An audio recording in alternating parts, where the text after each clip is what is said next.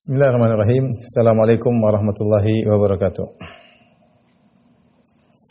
Alhamdulillahi ala ihsani wa syukru lahu ala taufiqihi wa amtinani wa asyhadu an la ilaha illallah wahdahu la syarika lahu ta'ziman li sya'ni wa asyhadu anna Muhammadan abduhu wa rasuluhu ila ridwani. Allahumma shalli alaihi wa ala alihi wa ashabihi wa ikhwani.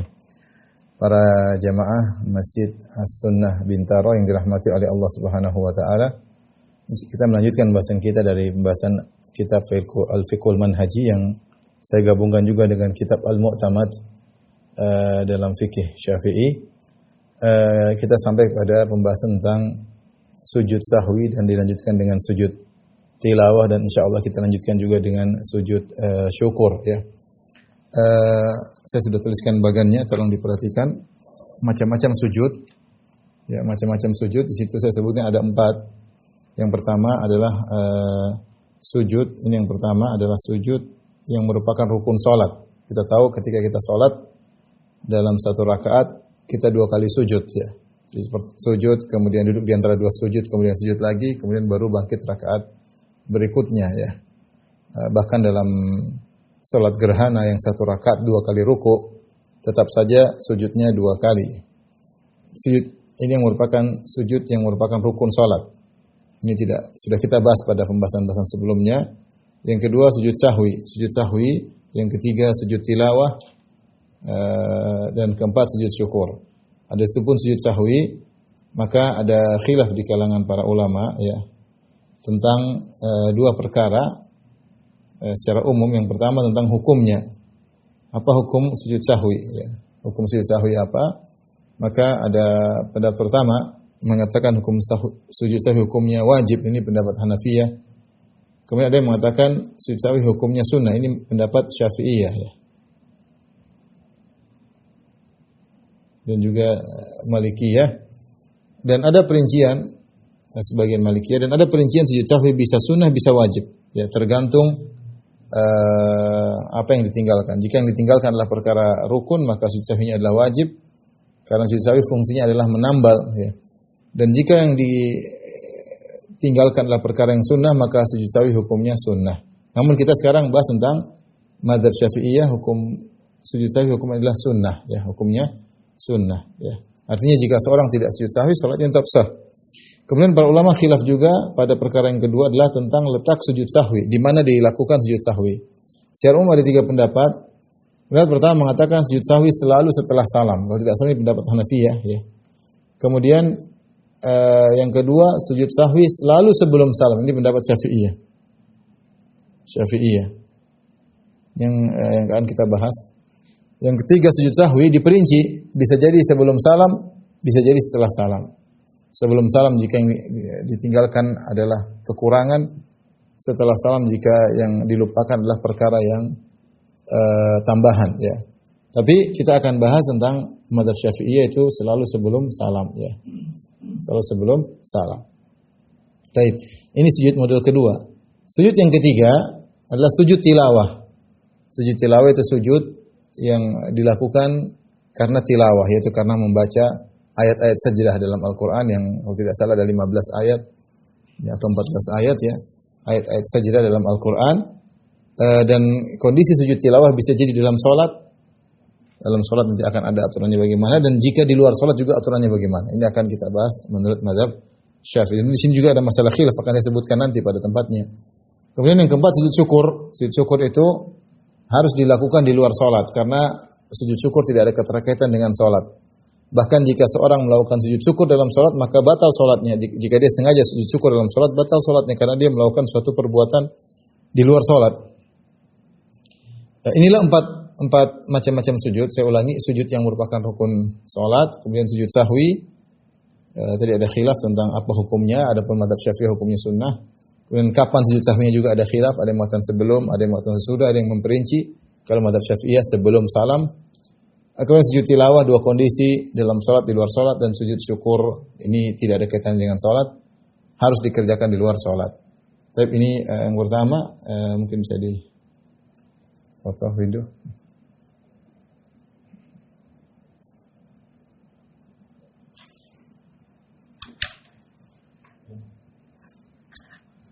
Kemudian yang berikutnya kita akan bahas pada pembahasan utama itu tentang sujud sahwi. Sujud sahwi. Sujud sahwi menurut mazhab Syafi'i, ya. Sudah kita jelaskan bahwa sujud sahwi itu hukumnya sunnah dan dilakukan sebelum salam. Nanti caranya akan kita jelaskan, ya. Tapi sebelum kita menjelaskan tentang bagaimana sujud sahwi sebelum salam, kita akan bahas tentang penyebab sujud sahwi. Penyebab sujud sahwi. Penyebab sujud sahwi ada 4 menurut ulama Syafi'iyah. Sebagaimana disebutkan dalam buku Fiqhul Mahnaji maupun dalam kitab Al-Mu'tamad. Yang pertama karena meninggalkan yang diperintahkan dalam salat atau dianjurkan dalam salat seperti meninggalkan rukun salat atau meninggalkan sunnah ba'diyah, sunnatul ab'ad. Ya. Ada 2, sunnah meninggalkan rukun salat atau meninggalkan sunnatul ab'ad, ya.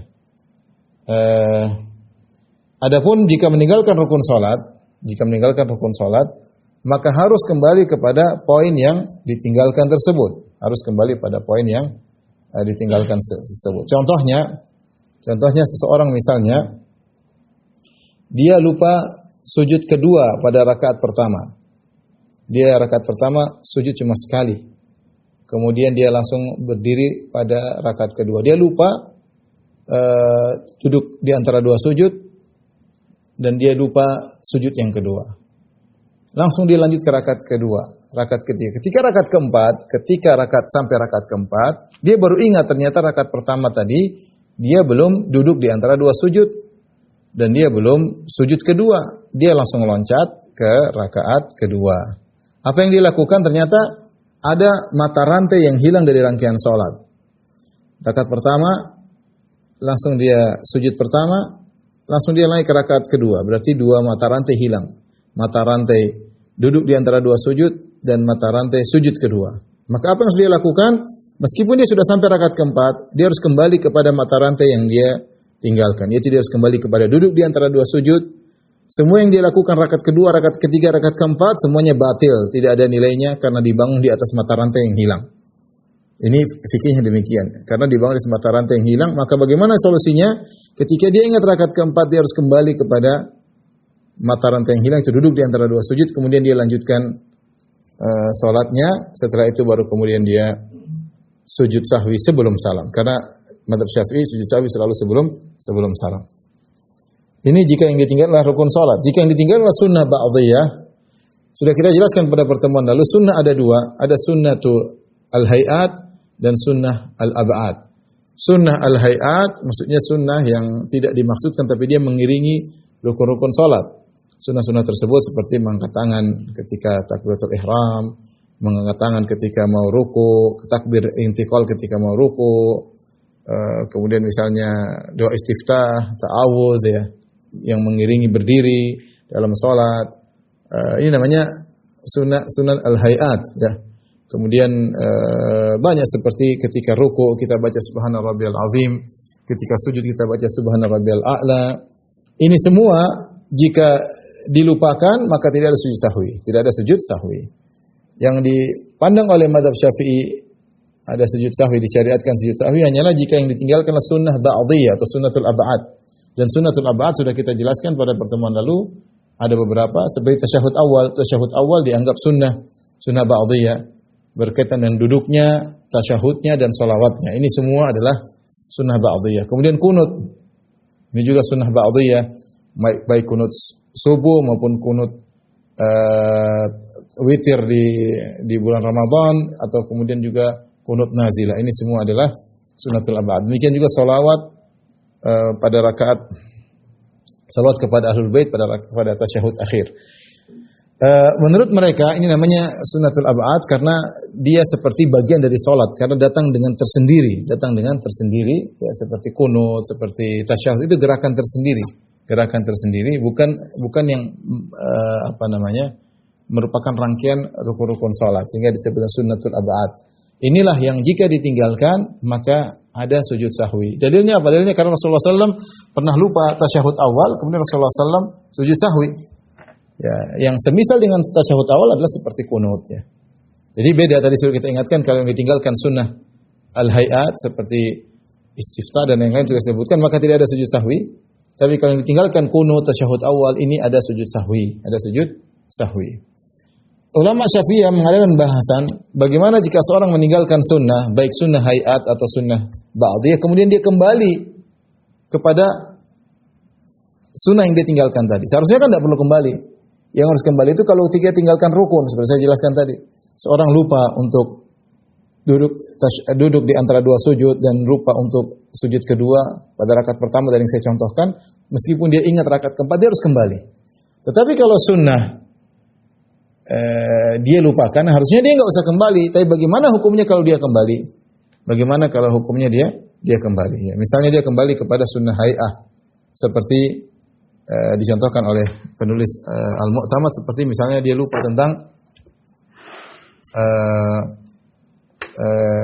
dia lupa misalnya baca istiftah, dua istiftah dia lupa. Kemudian dia baca Al-Fatihah. Maka harusnya, tadi saya lupa istiftah. Jangan dia balik lagi ke istiftah. Tidak boleh. Ya. Jangan kembali lagi kepada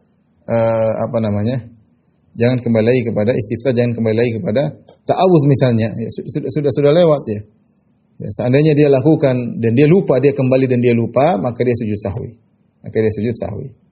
Ya, karena harusnya dia tidak boleh kembali, tapi dia kembali karena lupa, maka sujud sahwi. Sama seperti salat Id misalnya takbiratul zawaid, dia lupa 7 kali, kemudian dia sudah baca Al-Fatihah. Kemudian kalau dia ingat dia kembali. Seharusnya tidak perlu kembali, lanjut saja, tapi kalau dia kembali maka dia sujud sahwi ya. Ini ada pembahasan terlalu detail, tapi saya kasih isyarat yang pingin lebih detail kembali kepada buku Al-Mu'tamad dalam fikih Syafi'i ya. Jadi ada pembahasan tentang bagaimana al-audah ila sunnatin mansiyah. Bagaimana kalau lupa kembali? Harusnya tidak kembali karena yang kembali itu adalah rukun, tapi dia meninggalkan sunnah kemudian dia kembali. Seperti dia lupa kunut.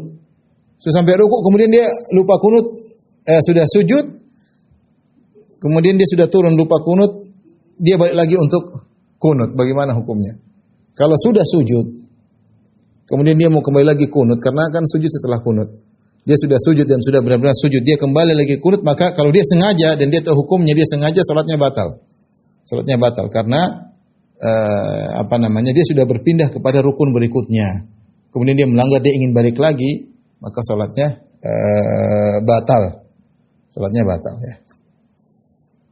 Tapi kalau dia baru mau turun, kemudian dia ingat sujud, dia belum kunut, maka dia kembali lagi, dia kunut saja dan tidak perlu sujud sahwi. Tapi kalau dia ketika turun sudah seperti kondisi ruku, dia baru ingat, kemudian dia kembali lagi untuk kunut, maka dia sujud sahwi. Ada perincian ya. Jadi ini contohnya.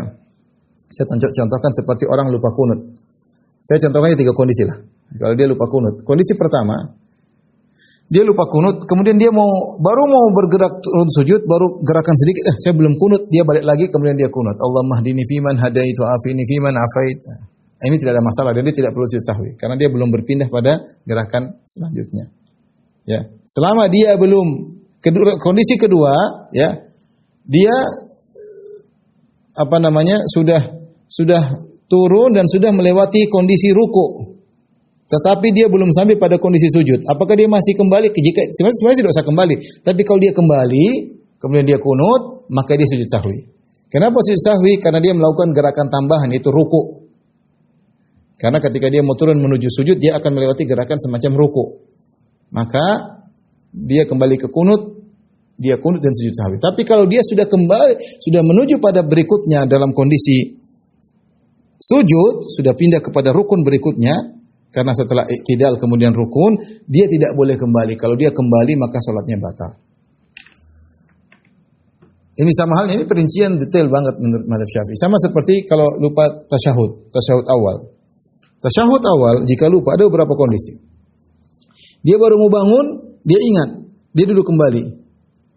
Kalau dia belum sempat berdiri, dia duduk kembali, maka dia tasyahud tidak jadi masalah, ya. Dan tidak perlu sujud sahwi karena dia belum posisi berdiri. Tapi kalau dia sudah berdiri, maka tidak boleh bagi dia untuk kembali. Dan Rasulullah larang karena dia sudah berpindah pada rukun berikutnya, yaitu rukun masuk pada rakaat ketiga. Kalau dia sengaja kembali duduk dan dia tahu hukumnya, salatnya batal. Menurut mazhab Syafi'i demikian, salatnya batal.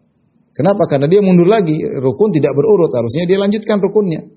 Berdiri rakaat ketiga jangan balik lagi. Kalau balik lagi salatnya batal. Dan ini berkaitan dengan makmum. Makmum kalau lihat imamnya sudah berdiri tegak kemudian balik lagi, makmum enggak boleh duduk. Karena imamnya sedang melakukan sesuatu yang membatalkan salat. Intinya ini terlalu detail. Saya mungkin buat para jemaah akan menjadi bingung. Ya, saya harapkan bagi yang ingin detail maka kembali kepada buku Al-Mu'tamad karya Syekh Muhammad Az-Zuhaili. Kita kembali, saya jelaskan secara sederhana aja. Kalau meninggalkan rukun tadi sudah kita sebutkan caranya, ada mata rantai yang hilang kita harus balik ke mata rantai tersebut baru kita lanjutkan lagi, selesaikan salat baru sujud sahwi sebelum salam. Kalau sunnah al-ab'ad, lupa kunut, lupa tasyahud misalnya, maka dianjurkan sujud sahwi sebelum salam. Adapun kunut hayat seperti lupa ta'awudz, lupa istiftah, lupa angkat tangan, lupa baca subhana rabbiyal a'la, subhanal azim, maka tidak perlu sujud sahwi karena itu sunanul hayat. Baik, berikutnya sebab sujud sahwi adalah ragu dalam jumlah rakaat. Misalnya dia ragu, dia sedang di rakaat ketiga, dia ragu, sini rakaat ketiga, rakaat keempat, dia bimbang. Rakaat tiga atau rakaat keempat. Maka ada dua kondisi. Pertama, perhatikan dua kondisi. Pertama, jika dia ragu, lalu yakin bahwa dia tadinya ragu, ini rakaat ketiga atau rakaat keempat. Selama rakaat ketiga, dia masih ragu, rakaat tiga atau rakaat keempat. Tetapi akhirnya dia sadar bahwasanya dia di rakaat ketiga, sebelum dia berpindah ke rakaat keempat, maka tidak perlu sujud sahwi. Karena dia sudah menyadari keraguan muncul tersebut, keraguan yang muncul tadi dia sudah tepis. Dan dia kemudian tetap yakin dia di rakaat ketiga, sebelum dia berpindah kepada rakaat keempat. Tetapi kalau kondisi kedua, dia ragu di rakaat ketiga, kemudian dia sudah berpindah ke rakaat keempat, dia baru sadar. Tadi memang ternyata benar rakaat ketiga, sekarang rakaat keempat. Tapi sadarnya pada rakaat keempat, maka tetap sujud sahwi. Tetap sujud sahwi. Jika dia sadar sebelum pindah kepada rukun berikutnya, maka tidak perlu sujud sahwi. Saya ulangi. Orang yang ragu, apakah dia rakaat ketiga, rakaat keempat, atau dia ragu rakaat kedua, rakaat ketiga, maka ini ada dua kondisi. Kondisi pertama, keraguan tersebut muncul ketika dia sedang di suatu rakaat dan hilang keraguan tersebut di rakaat itu juga. Oh, saya sedang rakaat ketiga, maka ini tidak perlu sujud sahwi. Karena keraguan tersebut hilang dan dia belum berpindah pada rukun berikutnya. Belum pada rakaat berikutnya. Tapi kalau keraguan tersebut berlanjut sampai dia masuk kepada rakaat berikutnya, meskipun dia sadar atau tidak sadar, maka tetap dia sujud sahwi. Karena, oh tadi ternyata benar rakaat ketiga sudah terlambat, dia sudah berpindah pada rakaat berikutnya, maka tetap sujud sahwi. Ya. Ini karena jumlah rakaat, ragu dalam jumlah rakaat. Kemudian, jika sebab ketiga sujud sahwi adalah melakukan yang dilarang karena lupa, melakukan yang dilarang karena lupa. Contoh berbicara enggak tahu ya, dia lupa. Dia tahu berbicara itu haram tapi dia lupa kelepasan. Ya seperti saya ada teman dulu di Masjid Nabawi, dia sholat kemudian ada yang melewat, maka dia tahan. Anak kecil itu ngeyel untuk lewat, dia tahan lagi, anak kecil lewat lagi sampai teman itu bicara zina, lewat sini. Dia sampai ngomong gitu, jangan lewat depan saya. Tapi dia kelepasan. Ya, seperti ini dia sujud sahwi. Kalau sengaja tentu batal sholat. Kalau kelepasan tidak membatalkan sholat. Seperti dia lupa menambah rakaat. Dia rakaat kelima. Kalau sengaja tentu sholat batal. Tapi dia lupa ternyata dia sholat duhur 5 rakaat. Maka seperti ini dia sujud sahwi dan sujud sahwinya sebelum salam. Semua selalu sebelum salam. Sebab yang keempat adalah memindahkan sebagian perbuatan sholat tidak pada tempatnya. Ya, contohnya membaca Al-Fatihah ketika duduk. Al-Fatihah harusnya dibaca ketika berdiri, tapi dibaca ketika duduk. Kemudian baca kunut ketika rukuk dia lupa dia baca kunut. Allahumma hadini fiman hadait. Nah, ini contoh dia memindahkan bagian salat dilakukan tidak pada tempatnya. Maka ini dia sujud sahwi dan sujud sahwinya sebelum salam. Inilah sebab-sebab sujud sahwi.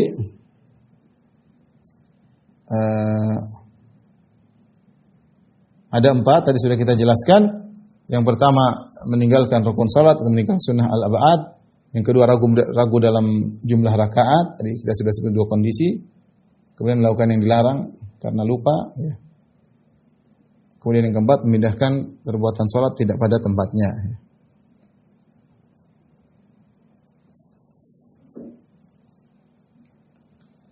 Baik, kita lanjutkan.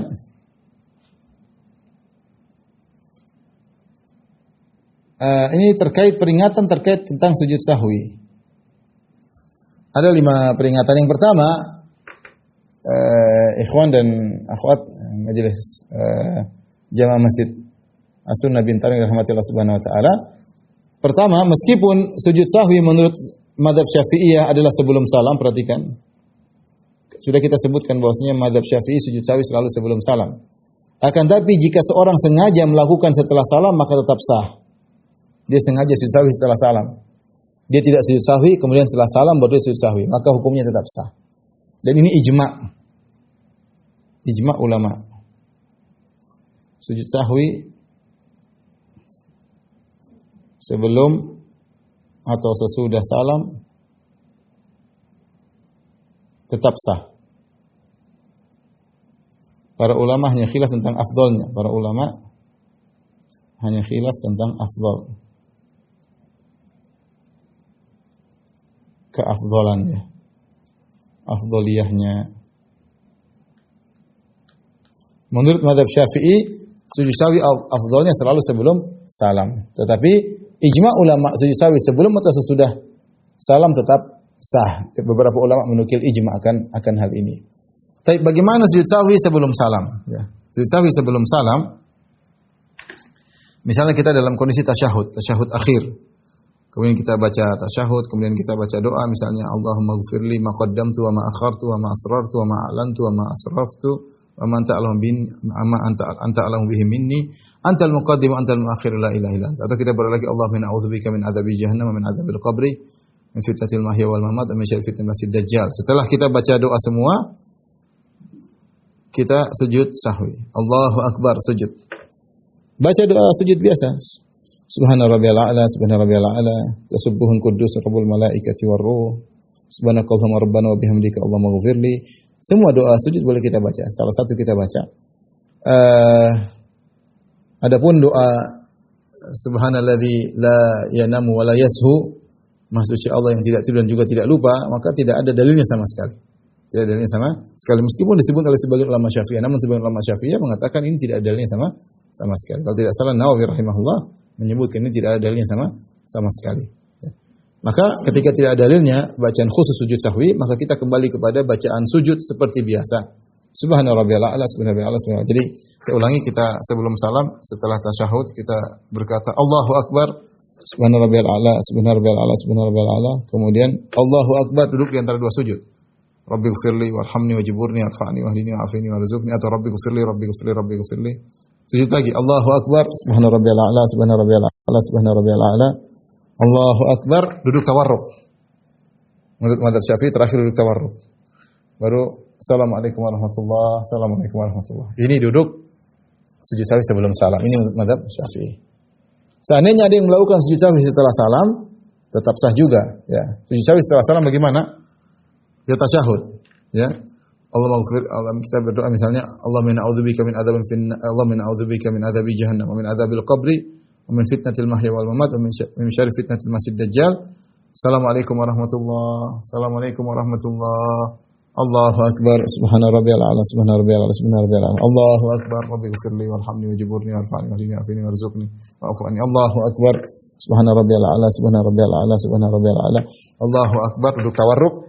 Assalamualaikum warahmatullahi, assalamualaikum warahmatullahi. Itu tadi sebut setelah salam. Tapi mazhab Syafi'i sujud sahwi sebelum salam. Ya. Yang kedua, ya. Perkara yang kedua peringatan, jika keraguan muncul setelah selesai salat, maka tidak berpengaruh. Setelah salat, assalamualaikum. Tadi kayaknya saya lupa ruku. Tadi kayaknya saya lupa sujud kedua. Jangan pedulikan. Karena kita sudah selesai dari ibadah, selesai. Kata para ulama, kecuali kamu ragu tadi saya takbiratul ihram atau tidak, kalau kita harus ulang salat. Atau ragu tadi saya salat atau tidak, ya. Kalau seperti itu ya ulangi salat. Tapi kalau berkaitan dengan keraguan di tengah-tengah salat, entah lupa ruku, lupa sujud, lupa bacaan, jangan pedulikan karena keraguan tersebut muncul setelah selesai salat. Jangan dianggap.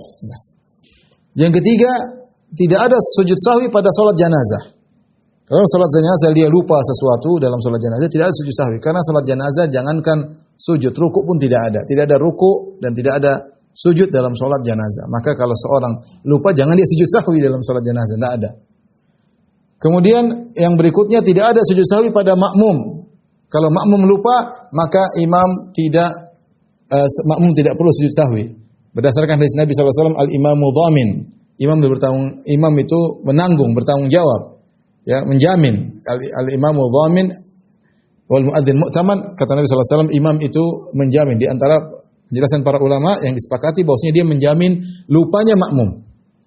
Dia menjamin lupanya. Kalau makmum lupa, tidak ada masalah, yang tanggung adalah imam. Sehingga kalau makmum lupa, sementara dia posisinya sebagai makmum, maka tidak perlu sujud sahwi sendiri, enggak perlu. Dia lupa baca Al-Fatihah kek, dia lupa apa kek, selama statusnya sebagai makmum, maka tidak perlu sujud sahwi. Beda halnya kalau dia masbuk. Kalau dia masbuk, ternyata imam sudah salam, kemudian setelah imam sudah selesai, dia muncul lupa setelah itu, ya berarti dia lupa dalam kondisi tidak sebagai makmum, makanya ada sujud sahwinya. Tapi kalau lupanya muncul ketika kondisi sebagai makmum, karena sebagian orang lupa. Dia Allahu Akbar takbiratul ihram, pikiran kemana-mana, tahu-tahu dia sudah tasyahud akhir. Loh, tahu-tahu sudah mau salam. Ya, pikiran kemana-mana. Mungkin dia lupa ini, mungkin dia lupa itu. Namun ini semua dimaafkan, tidak jadi masalah. Dalilnya apa? Di antara dalil adalah kisah Muawiyah bin Al-Hakam As-Sulami radhiyallahu taala anhu. Kisah yang masyhur ketika dia dalam salat, kemudian ada jamaah salat bermakmum di belakang Nabi sallallahu alaihi wasallam, kemudian ada jamaah yang kemudian bersin. Ada jamaah yang bersin, mengucapkan alhamdulillah, kemudian dia jawab yarhamukallah. Dia ngomong sama orang yarhamukallah, dan ini membatalkan salat. Ini dia tidak tahu hukumnya, dia yarhamukallah. Tapi Nabi tidak suruh dia sujud sahwi, dan Nabi pun tidak sujud sahwi. Sehingga kalau ada makmum yang lupa dalam kondisi dia status sebagai makmum, maka tidak perlu sujud sahwi, Lain halnya kalau dia masbuk, kemudian dia lupa setelah imam selesai, dia lupa, dia harus sujud sahwi. Yang berikutnya yang perlu diperhatikan, jika lupa lebih dari sekali, dalam sholat dia lupa, di tengah sholat dia ragu, bertumpuk-tumpuk kelupaan, maka sujud sahwinya tetap sekali. Kalau bagaimana jika seorang lupa sujud sahwi? Dia sudah lupa, kemudian dia mau sujud sahwi, dia lupa lagi sujud sahwi. Kalau ternyata al-fasl jedanya cuma sebentar, dia baru assalamualaikum warahmatullahi wabarakatuh, kemudian dia ngobrol, saya lupa. Baru sebentar dia sujud sahwi, enggak ada masalah.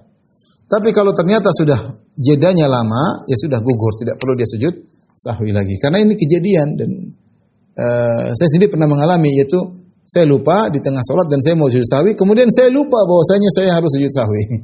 Ini kalau sudah jedanya lama, maka tidak perlu sujud sahwi lagi, sudah gugur. Tapi kita selesai dari sujud sahwi, sekarang kita lanjutkan tentang sujud tilawah. Sujud tilawah.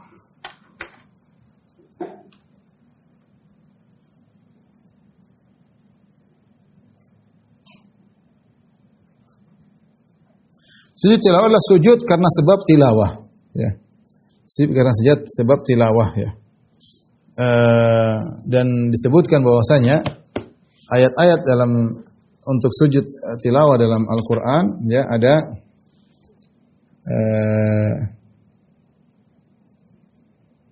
14 ayat, ya.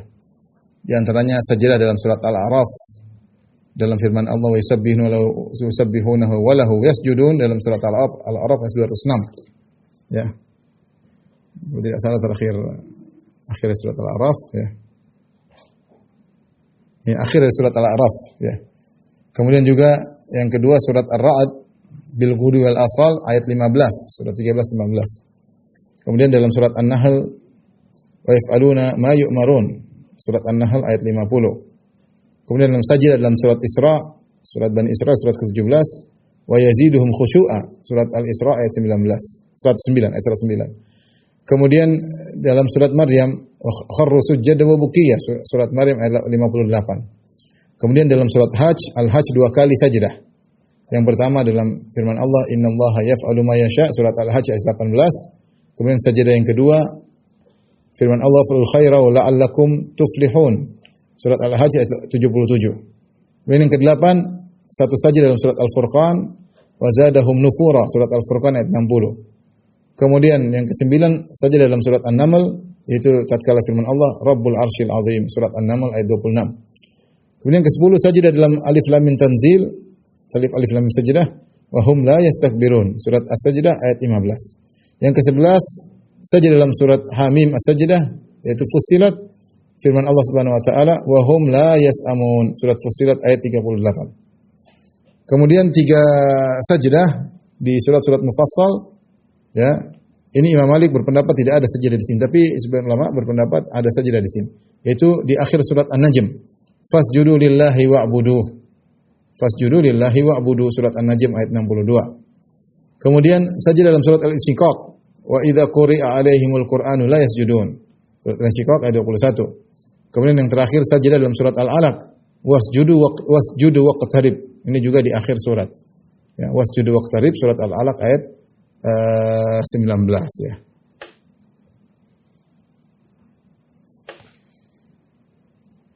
Adapun yang dalam surat Shad ayat 24, kisah Nabi Daud yang bertobat, wa kharra raqi'an wa anab, maka ini bukan sujud sajdah, ini sujud syukur. Maka tidak boleh seorang sujud ketika membaca ayat ini. Ya. Taib, sujud tilawah, jadi sebabnya adalah sujud karena tilawah ayat-ayat sajdah.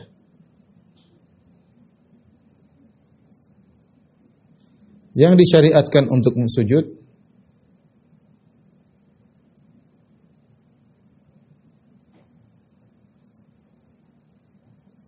ada beberapa ya. Yang pertama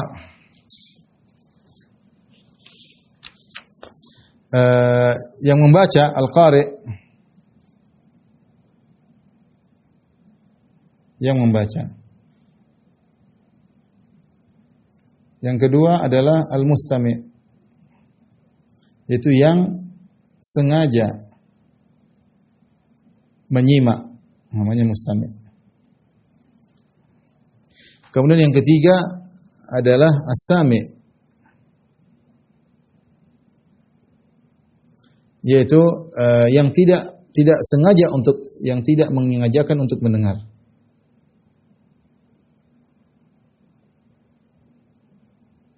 Mengajarkan untuk menyimak.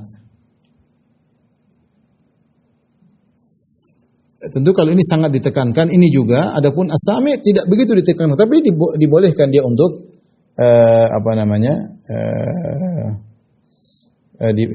untuk dia sujud tilawah. Kemudian di antaranya al-musalli, yang salat. Yang salat ini bisa jadi salat munfarid, salat sendirian,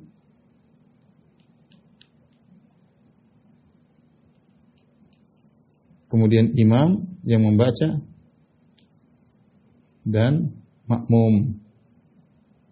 Makmum jika imam sujud tilawah. Kalau imamnya tidak sujud tilawah, maka haram bagi makmum untuk sujud tilawah. Kalau dia sengaja sujud tilawah dan dia tahu hukumnya, maka salatnya batal, kata ulama Syafi'iyah. Karena dia menyelisihi imam. Jadi inilah yang dianjurkan untuk sujud tilawah, al-qari, membaca atau yang mendengar. Ini di luar salat, ini di luar salat. Ini di luar salat. Kemudian ini di dalam salat. Dari situ kita tahu bahwa sujud tilawah disyariatkan. Sujud tilawah disyariatkan dalam salat maupun di luar salat. Dalam salat maupun di luar salat. Adapun dalam salat, bagaimana caranya? Caranya ketika kita baca sujud tilawah, maka kita takbir Allahu Akbar, tapi nggak usah angkat tangan. Caranya adalah takbir tanpa angkat tangan.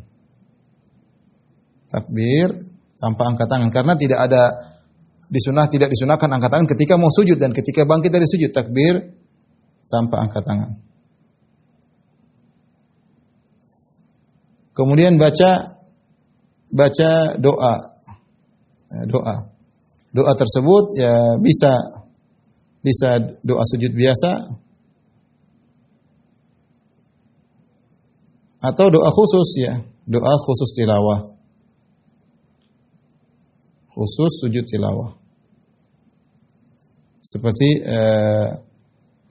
sajada wajhi lilladzi khalaqahu wa sawwarahu wa syaqqa sam'ahu wa basarahu bihaulihi wa quwwatihi fatabarakallahu ahsanul khaliqin. Yang artinya telah sujud wajahku kepada Allah yang telah menciptakannya, yang telah membentuknya, yang telah membuka pendengarannya, yang telah membuka penglihatannya dengan daya dan upayanya, maka Maha Suci Allah pencipta yang terbaik. Itu tadi doanya sujud tilawah. Tapi kalau kita tidak hafal, kita subhanarabbil a'la juga boleh. Subhanallah boleh. Atau kita baca Allahumma aktub lana biha indaka ajran waj'alha li indaka dhukhran, ya. Ya Allah, catatlah sujudku ini di sisimu sebagai pahala, jadikanlah sujudku ini di sisimu sebagai depositku di di akhirat kala. Ini di antara doa apa? Sujud tilawah, ya. Kemudian wada'anni biha wizran, dan hapuslah dosa-dosaku dengan sujudku tersebut. Waqbalha minni, ya, kama qabiltaha min abdika Daud, dan terimalah sujudku ini sebagaimana kau terima sujudnya Nabi Daud alaihissalam. Ini doa sujud tilawah, dua doa tersebut. Kalau enggak, kita baca subhanarabbiyal a'la, subhanarabbiyal a'la. Ini jika dalam salat mudah. Jadi kita ketika baca langsung kita Allahu Akbar, jangan angkat tangan. Allahu Akbar, langsung sujud. Setelah baca tadi subhanarabbiyal a'la atau saja wajhil ladzi dan seterusnya, kemudian Allahu Akbar, bangkit lagi. Berdiri, lanjutkan bacaan. Kalau ada bacaan dilanjutkan, silakan lanjutkan. Kalau seandainya tiba di akhir surat, seperti dalam surat Al-A'raf, walahu yasjudun, tidak harus kita lanjutkan surat Al-Anfal. Kita bisa langsung rukuk, enggak ada masalah. Atau seperti di akhir surat, seperti surat Al-Alaq, wasjudu waqtarib, itu di akhir surat. Tidak mesti kita lanjutkan ayat surat berikutnya. Kita langsung rukuk boleh, tidak jadi masalah. Tapi kalau sebenarnya menyukai jika dilanjutkan beberapa ayat setelahnya, ya, sehingga ada bentuk setelah itu baru kemudian rukuk. Wallahu a'lam bishawab. Adapun jika di luar salat, maka ada khilaf di kalangan para ulama, khilaf. Kita bicara mazhab Syafi'i. Dan ini secara umum adalah mayoritas, ya. Ya. Caranya bagaimana? Disyaratkan, dikiaskan dengan sujud dalam salat, sehingga harus bertoharah, kemudian harus menghadap kiblat.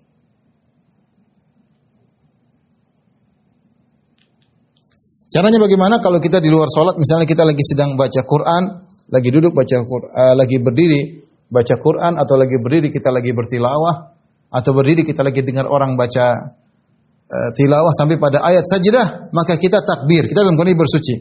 Allahu Akbar. Jadi kita seakan-akan takbiratul ihram, kemudian takbir lagi. Allahu Akbar, menuju ke tidak perlu angkat tangan. Jadi Allahu Akbar, kemudian kita Allahu Akbar, sujud, baca doa, kemudian takbir lagi, Allahu Akbar, bangkit, baru Assalamualaikum warahmatullah. Jadi seakan-akan kita dalam salat, ya. Seakan-akan kita dalam salat. Tapi dan disyaratkan harus bertoharah dan juga menghadap kiblat. Pendapat yang lain, ya.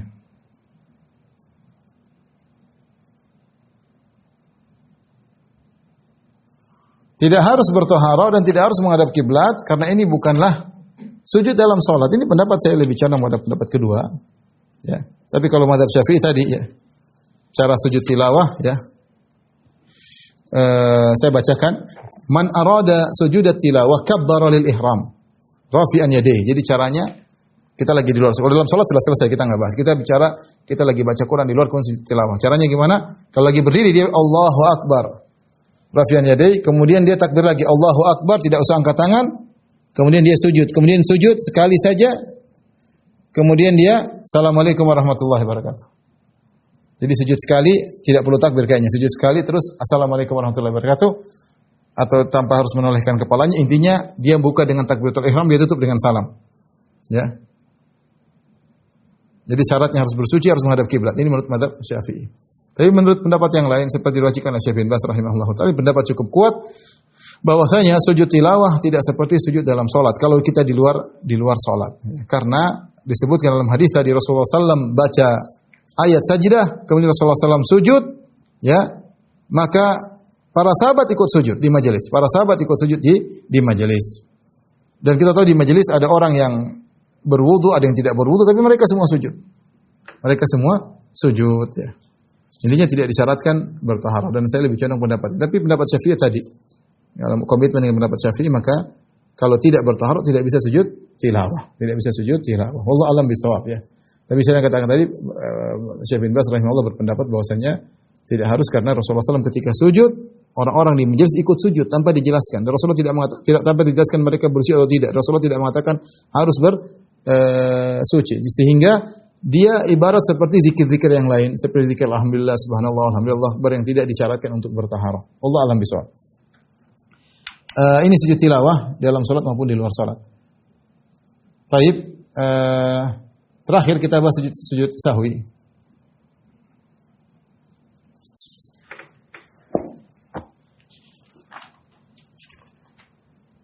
Sujud syukur maksudnya.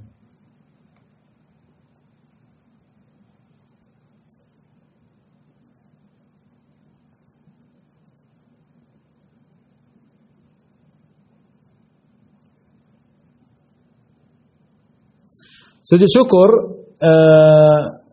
adalah sujud yang dilakukan ya karena mendapatkan kenikmatan, ya, karena mendapatkan kenikmatan baru, ya. Karena kenikmatan ada dua, ada kenikmatan yang berkesinambungan, kenikmatan bukan yang berkesinambungan, baru bukan yang berkesinambungan.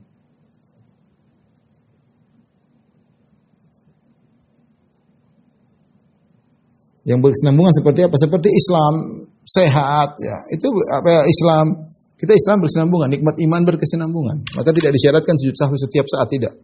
Bahkan kata penulis Al-Mu'tamad dia mengatakan ini bid'ah kalau sujud karena kenikmatan berkesinambungan. Tapi sujud syukur itu karena kenikmatan yang baru. Kenikmatan yang baru tersebut bisa jadi datangnya kenikmatan, datangnya nikmat, atau hilangnya mudarat. Hilangnya mudarat, ya.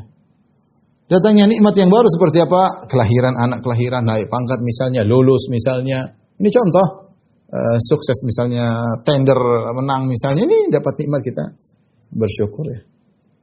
Bersyukur kepada Allah. Hilangnya mudarat seperti musuh bebuyutan kemudian meninggal, orang jahat meninggal, kita sujud syukur. Seperti Hasan Al-Basri sujud syukur ketika dikabarkan bahwasanya Hajjaj bin Yusuf Ats-Tsaqafi meninggal, dia sujud syukur. Karena Hajjaj bin Yusuf Ats-Tsaqafi kejam, membunuh Abdullah bin Zubair, membunuh Sa'id bin Jubair, sahabat dibunuh, tabi'in dibunuh, ulama dibunuh. Maka ketika dia meninggal, Hasan Al-Basri sujud syukur.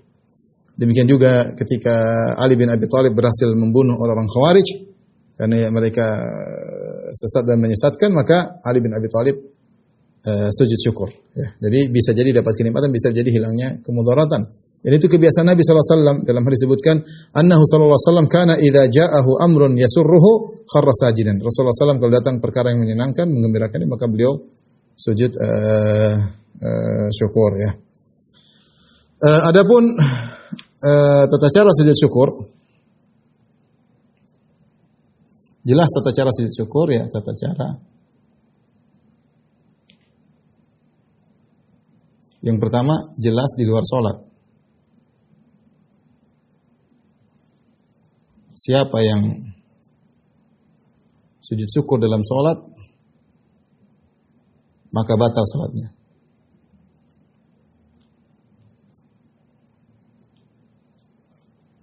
Karena dia melakukan gerakan yang bukan gerakan sholat. Seperti ulama Syafi'i mengatakan kalau dia membaca tadi dalam yang sujudnya kharra raki'an wa anab, surat Sad ayat 24, kharra raki'an wa anab, yaitu tentang taubatnya Nabi Daud alaihissalam. Ini Nabi Daud sujud bertobat dan kita sujud bersyukur karena diterimanya taubat Nabi Daud. Kalau orang lewat ayat ini disangka ayat sajdah kemudian dia ruku, dia sujud, dia sengaja, maka salatnya batal menurut mazhab Syafi'iyah. Kemudian yang kedua menurut mazhab Syafi'iyah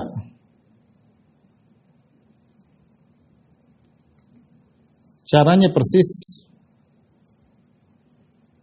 seperti sujud tilawah di luar sholat.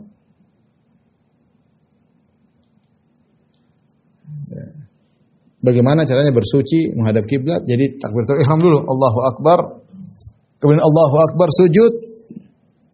Kemudian bangkit, Allahu Akbar, Assalamualaikum warahmatullah. Seperti itu. Jadi ada dibuka dengan takbiratul ihram, disyaratkan tohara, disyaratkan bersuci. Ini pendapat menurut Syafi'iyah. Pendapat yang lain, maka tidak perlu karena sujud sahwi tidak ada kaitannya dengan salat dan orang dapat nikmat itu kapan saja. Lagi senang, lagi tidak bersuci, lagi dalam kondisi junub, tahu-tahu dapat kenikmatan, dia sujud saja tidak jadi masalah karena ini bukan salat. Saya lebih condong pada pendapat yang kedua. Tapi inilah pendapat menurut mazhab Syafi'iyah. Baik, demikian saja apa yang bisa saya sampaikan. Kurang saya mohon maaf. Wabillahi taufiq wal hidayah. Assalamualaikum warahmatullahi wabarakatuh.